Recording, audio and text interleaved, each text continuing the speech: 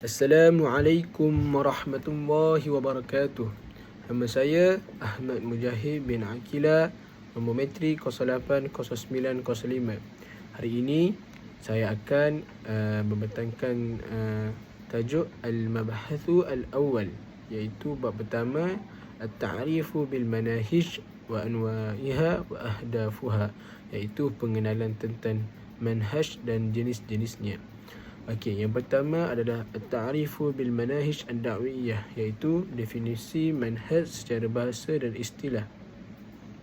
Sabaqa an arafna manahiju ad-da'wah fi tamhidi biqaulina manahiju ad-da'wah hiya nudhumu da'wah wa khassatuha al-marsumah laha fayaqalu nidhamu al-aqidah fil islami ونظام العام والإبادة ونظام الاقتصاد وما إلى ذلك، كما يقال نظام التبليغ ونظام التعليم ونظام التطبيق، وهكذا كما يقال المنهج العاطفي والمنهج العقلي والمنهج الحسي.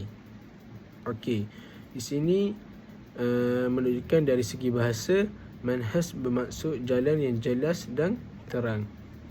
Okey, manakala dari sudut istilah, ia merujuk kepada satu sistem atau kaedah yang teratur yang diikuti oleh seseorang atau sesuatu kumpulan dalam pelbagai bidang seperti ilmu, pemikiran, dakwah atau kehidupan seharian untuk mencapai matlamat tertentu. Okey, manhaj bukan sekadar satu pendekatan, tetapi ia menjadi panduan dalam membuat keputusan dan bertindak selaras dengan prinsip yang ditetapkan.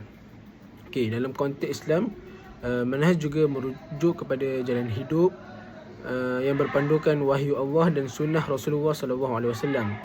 Okey, dalam firman Allah Subhanahu Wa Taala dalam surah Al-An'am ayat 153 yang bermaksud dan bahawa sesungguhnya inilah jalanku yang betul iaitu lurus, maka ikutlah dia dan janganlah kamu mengikuti jalan-jalan yang lain seperti yang sesatlah, kerana jalan-jalan itu mencerai beraikan kamu dari jalannya.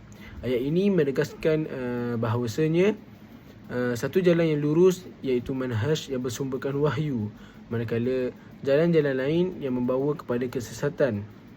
Sabda Rasulullah SAW juga menyokong hal ini, sebagaimana dalam hadis yang diriwayatkan oleh Abdullah bin Mas'ud radhiyallahu anhu.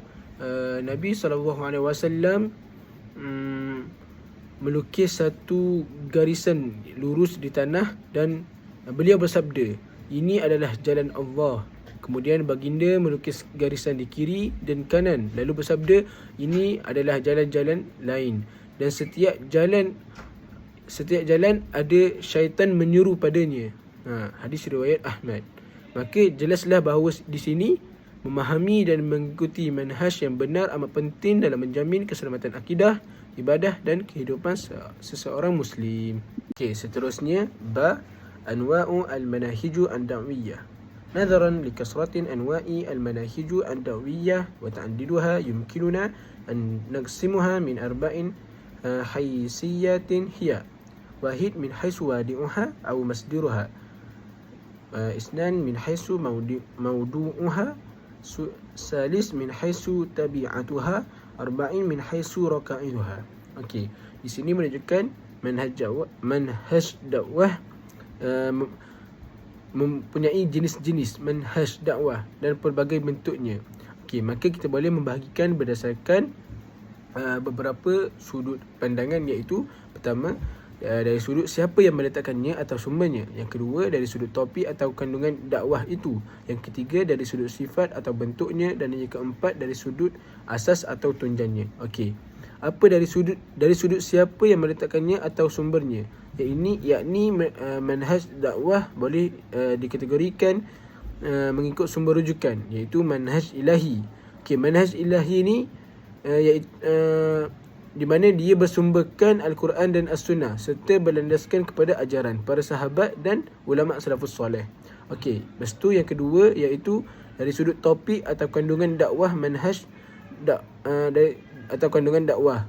Manhaj dakwah ni juga boleh dibahagikan berdasarkan kandungan mesej yang disampaikan, iaitu dakwah kepada tauhid, yakni menyeru kepada pengesaan Allah dalam ibadah dan menolak segala syirik. Ini adalah asas utama dakwah para rasul.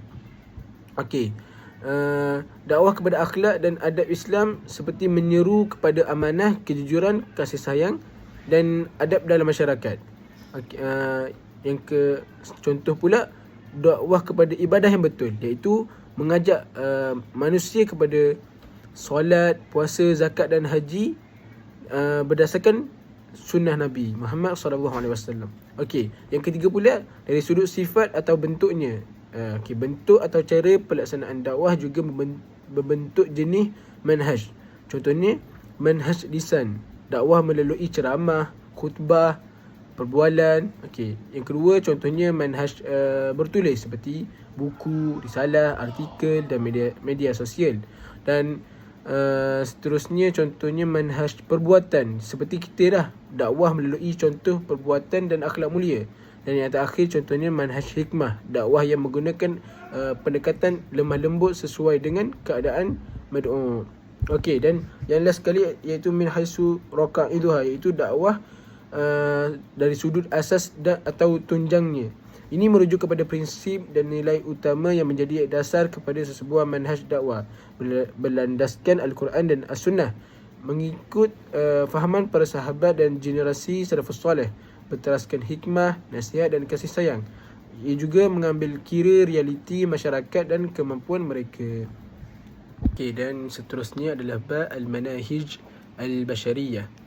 وهي المناهج الدعوية التي يضعها الدعاة والعلماء باجتهادهم في أي جانب من جوانب الدعوة تطبيقا للمناهج الربانية واعتمادا عليها، وذلك بما يتناسب مع زمانهم ويتلائم مع ظروف المدعوين من حولهم، وهي مناهج تحتمل الخطأ والصواب كأي مسألة اجتهادية لا يعدم المجتهد فيها أجرا أو أجرين، وللدعاء أن يأخذوا منها أو يتركوا ما شاءوا اللهم إلا مناهج الخلفاء الراشدين رضوان الله عليهم التي أمرنا بالتذامها والأخذ بها والعد عليها بالنواجذ كما سبق معنا في بيان مصادر الدعوة. مناهج البشرية. منهج بشرية iaitu usaha berijtihad pendakwah. Manhaj ini dibina melalui ijtihad para pendakwah dan ulama untuk menyesuaikan kaedah penyampaian dakwah dengan keadaan semasa, budaya masyarakat dan kemampuan mad'u, serta teknologi dan saluran komunikasi baru. Contohnya penggunaan media sosial, seminar moden, penulisan buku dakwah kontemporari atau pendekatan psikologi dalam dakwah. Nabi Muhammad SAW pernah bersabda, apabila seorang hakim berhukum dengan ijtihad, lalu ijtihadnya itu benar, maka dia mendapat 2 pahala. Jika dia berhukum dengan ijtihad tetapi tersilap, maka dia mendapat 1 pahala. Hadis riwayat Al-Bukhari dan Muslim. Manhaj ini boleh diterima selagi tidak bercanggah dengan manhaj Rabbaniyah. Ia memberi ruang kepada dinamika dan fleksibiliti dalam menyampaikan risalah Islam kepada masyarakat yang pelbagai latar belakang. Yang ketiga pula, keistimewaan manhaj Khulafa' Ar-Rashidin. Para sahabat khususnya Khulafa' Ar-Rashidin telah menunjukkan manhaj dakwah yang bersih, benar dan dekat dengan zaman kenabian. Oleh sebab itu Rasulullah SAW sendiri mengarahkan agar kita mengikuti manhaj mereka. Dalam hadis, Nabi Muhammad SAW pernah bersabda, hendaklah kamu berpegang dengan sunnahku dan sunnah Khulafa' Ar-Rashidin Al-Mahdiyyin selepasku. Dan Nabi berkata, gigitlah ia dengan gigi geraham. Hadis riwayat Abu Daud. Jadi kesimpulannya, manhaj dakwah mestilah berpaksikan kepada sumber Rabbaniyah yang bersifat mutlak dan dalam masa yang sama dibantu oleh manhaj Bashariyah yang bersifat fleksibel dan berdasarkan ijtihad. Okey, gabungan kedua-dua manhaj ni, wahyu sebagai asas dan ijtihad sebagai alat pelaksana, iaitu menjadikan dakwah Islam ni terus relevan sehingga akhir zaman. So, jadi dakwah ni akan jadi mantap dan memberi kesan dalam setiap zaman. Jadi prinsip utama, apa sahaja pendekatan dakwah yang digunakan, ia mestilah tidak bercanggah dengan Al-Quran dan As-Sunnah dan menepati maqasid syariah serta adab-adab dakwah. Okey, sekian saja daripada saya. Sekian, terima kasih.